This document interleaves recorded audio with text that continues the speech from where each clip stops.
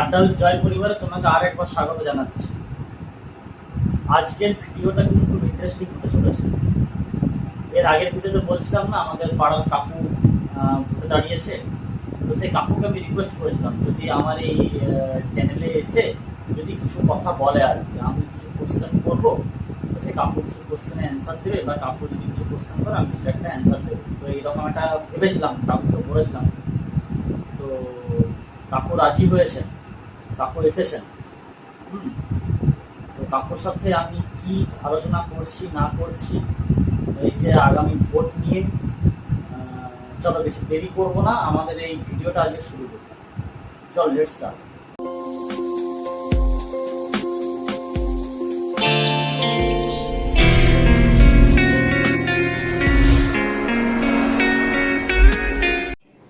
প্রথমেই তোমাকে ওয়েলকাম আড্ডা উইথ জয় পরিবারে। বলো কেমন আছো এবং তোমার নির্বাচনী প্রস্তুতি কিরকম এবং কিরকম মানুষ নির্বাচনী প্রচার খুব ভালোই চলছে, বুঝেছিস? নির্বাচনী প্রচার খুব ভালোই চলছে, মানুষ আমার পাশেই আছে। আমি আশা রাখছি এবারও আমাকে বিপুল ভোটে মানুষ জয়ী করবে, আবার এবার মসনদে পাঠাবে। মানুষ উন্নয়নের পক্ষে আছে, এইটুকুনি আমি বলতে পারি। প্রচার খুব সুন্দর চলছে। জয় আমার। সময় নষ্ট করছি না, চলে আসছে আমার প্রথম প্রশ্নে। এবছর যে নির্বাচন, আমাদের আগামী যে নির্বাচন, সেই নির্বাচনে যে কয়েকটা ইস্যু মানুষের সামনে উঠে এসেছে, আর তার মধ্যে অন্যতম হলো চুরি বা চুরি সংক্রান্ত দুর্নীতি। তোমার কি মনে হয় চুরি বা দুর্নীতি নিয়ে তুমি কি বলবে? হাসাচ্ছিস ভাই, হাসাচ্ছিস। তোর এবং তোর দর্শক বন্ধুদের জন্য একটা খুব সুন্দর আমি একটা গানের মধ্যে দিয়ে বলছি। তুই চুরি দুর্নীতির কথা বলছিস, শোন। খুব সুন্দর একটা গান আমি শুনেছিলাম এককালে। চুরি করা মহাপুণ্য যদি পেটে সয়, এই জগতে বোকারাই সত্যবাদী হয়। চুরি করা মহাপুণ্য যদি পেটে সয়। আর ভাইপো দেখ, চুরি এটা কোনো ইস্যু নয়। কেন না, চুরি জিনিসটা না একটা শিল্প। আর আমি যথেষ্ট শিল্পিক মানুষ। চুরি করা কবে থেকে মহাপুণ্যের কাজ হলো? মানে তোমার কাছে সততা, সাধুতা এসবের কোনো মূল্য নেই? কি কি কি মানুষ তোমায় কি জন্য ভোট দেবে? তোমার সাধুতা। ও, তোর মনে হচ্ছে এটা খুব বড় একটা জিনিস না? সাধুতা আবার কি? সাধুতা সততা বলে কিছু নেই। বলি শোন, সাধুতা বা সততার দাম নেই তো কোনো, ঠগবাজি ও চুরি মূল মন্ত্র যেন। সাধুতা বা সততার দাম নেই তো কোনো, সাধুতা বা সততার দাম নেই কোনো। আচ্ছা, এই যে কাকু তুমি যে বললে যে জোর চুরি ঠকবাজি এটা মূল মন্ত্র, সাধুতা বা সততার কোনো দাম নেই, তুমি তো, আমি যতদূর জানি তুমি তো বেশ ভালো ঠাকুর ভক্ত। তো তোমার মনে হয় না যে এই কথাগুলো খুব ভুল? ভগবানকেও তো খুব ভয় করতে হয় তো। এইটাতে বলতে পারিস আমি তোর সাথে সহমত। দেখ, সবাইকে তো একদিন ভগবানকে জবাব দিতে হয়। চুরি চামারি সৎ অসৎ যে যাই করি, ভগবানকে তো হিসেব দিতেই হয়। তো ভগবানকে চটিয়ে আমি কোনো কাজ করি, তাই তো আমি বলি, আমার সাথে তোমরাও বলো। আমি ওই জন্যই ভগবানকে বলি যে সততা বা সাধুতার এভাবে দাম নেই তো কোনো, সততা বা সাধুতার এভাবে দাম নেই তো কোনো। হরিদিন তো গেল সন্ধে হলো পার করো আমারে, হরিদিন তো গেল সন্ধে হলো পার করো আমারে। সততা বা সাধুতার এভাবে দাম নেই তো কোনো। সব কি বলছো কাকা তুমি? তুমি চুরি করছো, আবার হরিকে ওঠাচ্ছ, মানে তুমি ভগবানকেও চোর সাজিয়ে দিচ্ছ কাকু।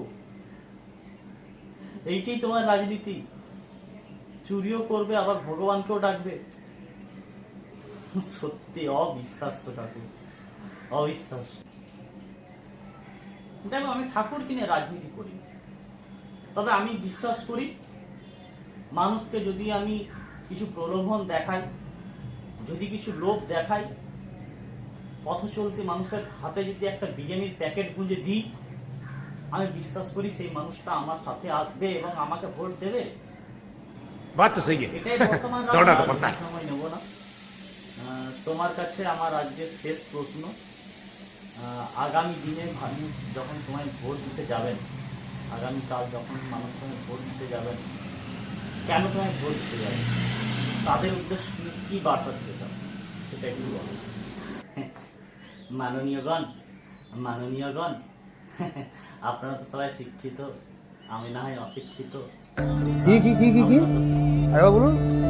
তাই আপনাদেরকে করজোড়ে নিবেদন করছি, আবেগের বশবর্তী হয়ে আমাকে বাদ দিয়ে বা আমার মতো নেতা নেত্রী যিনি আপনাদের জায়গাতে দাঁড়িয়েছে ভোটে, আমাদের মতো মানুষকে বাদ দিয়ে অন্য কাউকে ভোটটা দেবেন না। আবেগ প্রণোদিত হয়ে ভুলবশত আপনাদের কাছে সোকল্ড সৎ নেতাদের ভোট দেবেন না। আপনাদেরকে একটু ভাবার জন্য অনুরোধ করছি। এই যে ধরুন আপনারা যে কোনো দিন বাইকে করে কোথাও একটা যাচ্ছেন, আপনার পলিউশনটা ফেল হয়ে গেছে, পুলিশ আপনাকে ধরলো, হ্যাঁ, আপনি কি করলেন? পুলিশকে 200 টাকা ধরিয়ে চলে গেল। এই যে আপনি যে সততাটা ভঙ্গ করলেন, আর যদি আপনার ওই সকল্ড সৎ নেতা চেয়ারে এসে বসে, পারবেন তো আপনি 200 টাকা দিয়ে চলে যেতে? তখন কিন্তু পুলিশ আপনার নামে চালান কাটবেই। আপনি যদি হেলমেট না পরেন তাহলে কিন্তু চালান কাটবেই। আপনি बात तो सही है दौड़ना तो पड़ता है এই রোদে গরমের মধ্যে দাঁড়িয়ে বৃষ্টিতে ভিজে আইনের এই প্রভুত্ব রক্ষা করতে পারবেন না। তাই আপনাদের এর সাথে আপনাদের আরো একটু ভাবার জন্য অনুরোধ করি। আচ্ছা ভেবে বলুন তো, আপনার বাড়ির ছেলে কি বিদ্যাসাগর? আপনার বাড়ির মেয়ে কি বেগম রোকেয়া, মাতঙ্গিনী হাজরা, নাকি রাজা রামমোহন? নয় তো, তারা হয়তো আমার মতনই বস্তা পচা। তাহলে ভাবুন তো, এই যে ছেলেটা বা মেয়েটা যে আপনার বাড়িতে রামমোহন নয়, বিদ্যাসাগর নয়, বেগম রোকেয়া নয়, সে কি ভবিষ্যতে কোনো চাকরি পাবে না? কোনো চাকরি সে করবে না? তার জন্যই আমি আছি। আমি কি জন্য আছি? মেধাবিহীন ছেলে মেয়েদেরকে চাকরি দেওয়ার জন্য তো আজকে আমি আপনাদের সামনে দাঁড়িয়েছি। আমাকে আপনি ভরিয়ে দেবেন, আমি আপনাদেরকে ভরিয়ে দেবো। এই তো হচ্ছে সহজ গল্প। এক হাতে আপনি দেবেন, অন্য হাতে আমি চিরকুট লিখে দেবো, কাজ আপনার বাড়িতে। পাবেন একটুখানি ভাবুন। আমি আপনাদেরকে মুক্ত করব, শৃঙ্খলা মুক্ত করব। আমি আইন শৃঙ্খলা যে আপনাকে আষ্টে পৃষ্ঠে বেঁধে রেখেছে, সেই আইন শৃঙ্খলাকে ভঙ্গ করব আমি। এই সব কিছুর জন্য আমি আপনাদের কাছে চেয়ে নিচ্ছি সামান্য একটু ভোট। আমাকে ভোট দিন, বিপুল ভোটে জয়যুক্ত করুন, বাকি দায়িত্ব আমার। তাহলে বন্ধুরা শুনলে ধন্যবাদ। আমার এই নেতারূপী কাকার বক্তব্য। এই কাকার কাছে কিন্তু ঠকবাজি, জোচ্চুরি এগুলো মূল মন্ত্র। কাকার মতে নাকি চুরি করাটাই পরম ধর্ম। কাকারা কিন্তু এরকম ভাবেই বলে যাবে। ভোট দেওয়াটা তোমার অধিকার।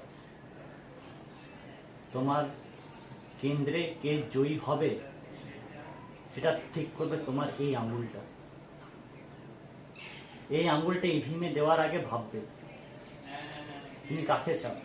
আমার এই কাকার মতো দেখতে নেতাটাকে, কাল্পনিক কাকার মতো দেখতে নেতাটাকে,